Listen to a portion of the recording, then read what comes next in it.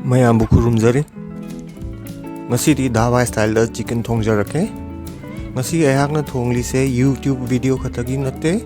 ayaki guest haibadi customers mayam gisu thongjabani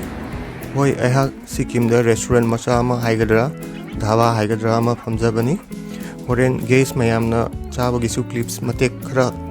ucharake adudi haurasi chicken kilo ani laure sumaina kae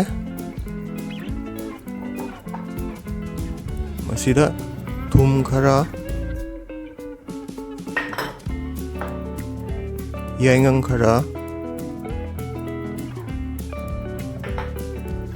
thum yaingang se tokhairaga isingda minute kun muk tingasi minute kun muk leiraga anirak ahumla changthoasi masina manam maha fataba lokthoi tokhai biro dugo isingda minute kun muk tingasi makum kumjalaga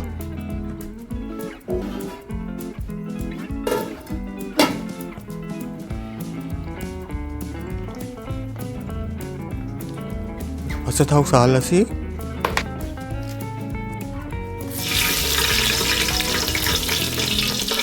the tejpata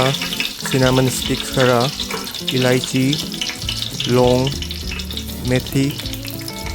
jira maru thalare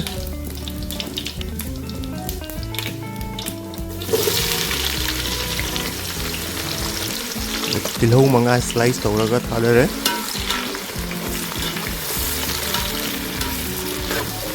light golden brown oidi pawbangausi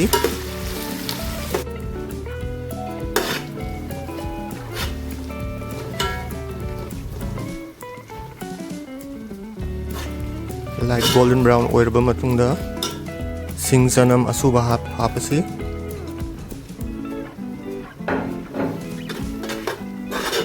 singsanam su khara kuina ngausi singsanam gi ahingba manam mangri pawba ngausi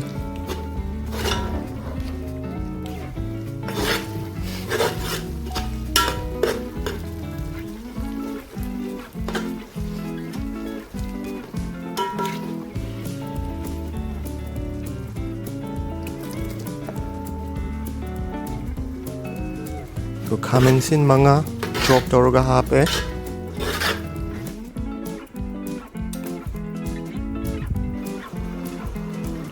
dhania jira chicken masala yaingang morok powder hape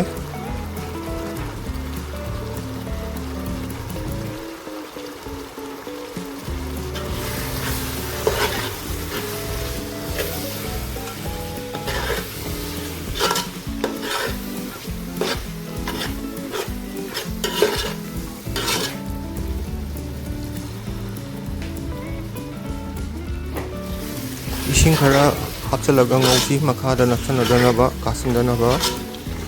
dugo khara kuina ngausi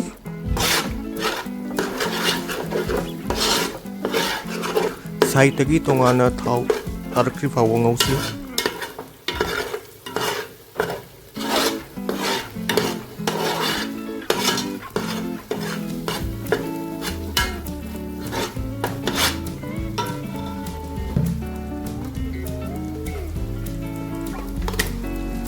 side tagi thau masala tagi thau tokhaina taraklaba matungda ngasai yendo anirak ahumlak chamsok piraga hapchalasi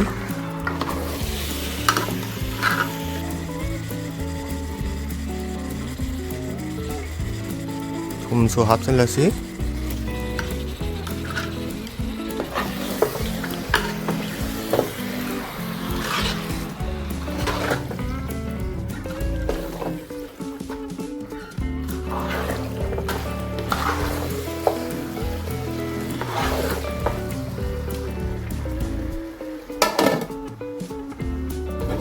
habla matungda okhairaga makhum kumaga ngahak khongsi ngahak makhum khungla matungda masagi mahi se kangri bhawa ngausi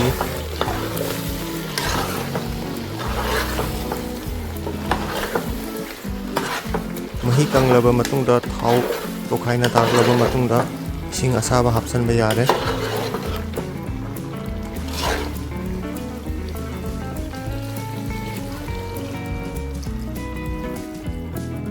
ꯑꯩꯍꯥꯛꯅ ꯍꯥꯞꯄꯤꯁꯦ ꯏꯁꯤꯡ ꯑꯁꯥꯕꯅꯤ, ꯑꯏꯪꯕ ꯍꯥꯞꯄꯤꯒꯅꯨ꯫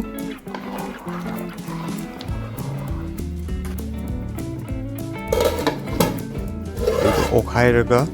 ꯃꯈꯨꯝ ꯈꯨꯝꯖꯤꯜꯂꯒ minute 10 ꯃꯨꯛ ꯊꯣꯡꯂꯁꯤ꯫ Minute 10 ꯃꯨꯛ ꯂꯩꯔꯒ ꯃꯨꯜꯂꯦ꯫